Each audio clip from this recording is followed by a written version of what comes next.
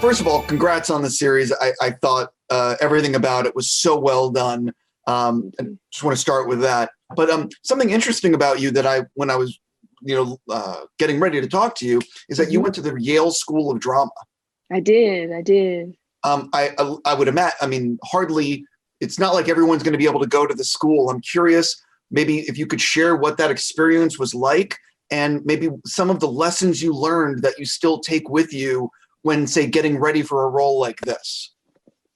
It's hard. It's a lot of eyes on you at one time and, helping you sort of sift through all parts of yourself. You're forced to be very close to yourself and get to know yourself very well and show it very closely to your 15 other counterparts.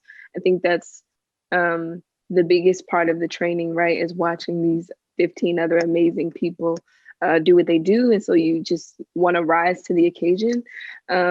It's just taught me how to get into the meat of who a person is, how to think like a human. I think is the biggest takeaway from school, how to think like a person, because that's what you are. Of course. I've been asking everyone the same next two questions who I've been talking to in the last few months. What TV series would you love to guest star on?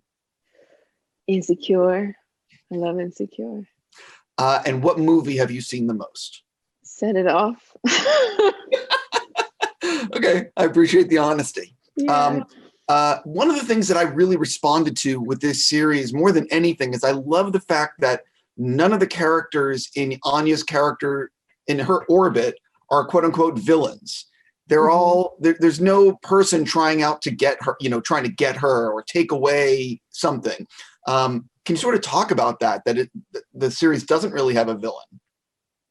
No, I love that it doesn't, because I think she's her own worst enemy. She's the person that she's fighting against every day when she wakes up in the morning.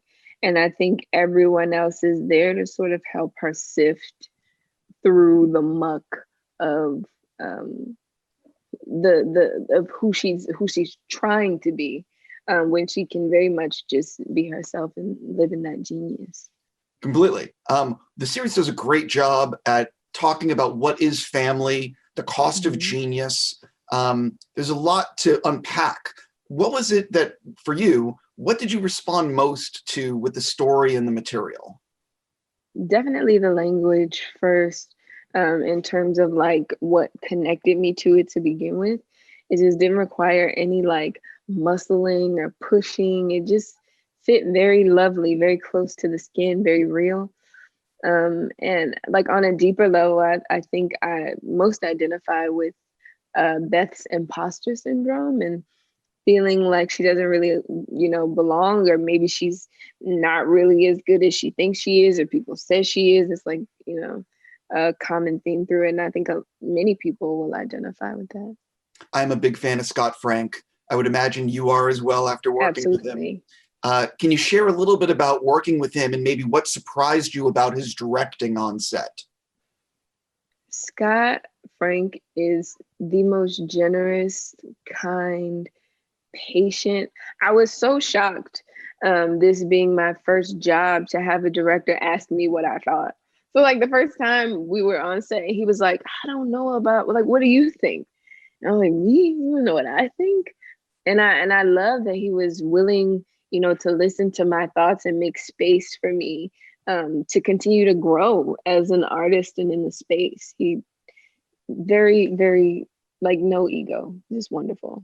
Another thing about the series, obviously the cinematography, the production design, the costumes, there's like no weak link in the chain. How does that affect you as an actor when you're stepping on set and they've done such an amazing job at bringing everything to life? It's the power of the ensemble. These things don't happen without the 100 people working behind the scenes. Everyone is working their hardest. So I think it can go one of two ways. You can crumble under the fact that people are waiting for you to do your best work, or you can rise to the occasion of everyone working around you. And you rise to the occasion. When it's great, steel sharpens steel, and everyone collaborated well together. I'm curious, this was your first time doing a series like this, first, and so Steven's your DP. Yeah. Are you paying attention to the lens that he's putting on, or are you just so in the moment of like, I need to get my performance right, that you're sort of pushing away what's going on with the camera? No, I'm listening. I'm definitely listening.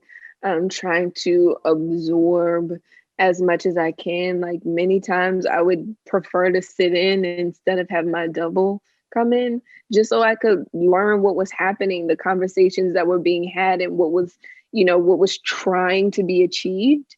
I definitely was a big listener, trying to take away as much as I could. That's something else I wanted to know. What did you, because this is obviously a learning process for you as well, working with such gifted people. What did you take away from the experience that you want to apply to, future things? Or what did you learn that you could sort of share? Everything.